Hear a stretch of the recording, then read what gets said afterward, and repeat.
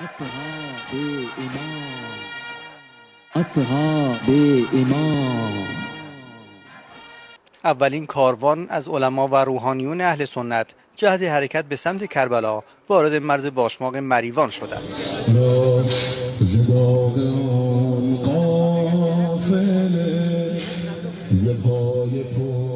این کاروان از استانهای مختلف کشور و به منظور حضور در مراسم اربعین حسینی دور هم جمع شدند. قطعا حضرت امام حسین علیه السلام راه اون برای امت اسلامی واقعا بی‌نظیر بود. اهل سنت هستیم، به صورت خودجوش در ارومیه با هم هماهنگ شدیم و یک کاروانی رو تشکیل دادیم به صورت خودجوش و می‌خوایم به زیارت امام حسین بریم. اگر اهل سنت علاقه و محبت و مودت نسبت به خاندان پیامبر نشان میدن بر اساس دو اصل مشترک، یکی کتاب خدا و یکی سنت پیامبر اکرمه.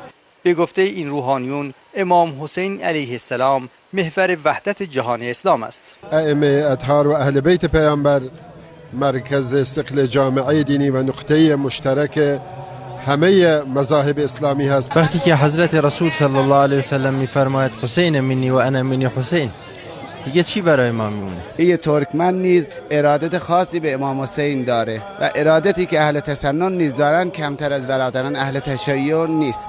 هرچه بودم هرچه هستم بر کسی مربوط نیست، بر امام مهربان خود پناه آورده. انشالله اومدیم حضرت آقا به ما نظر کنه بعد که خدا بخواد روز قیامت با حضرت آقا محشور بشیم.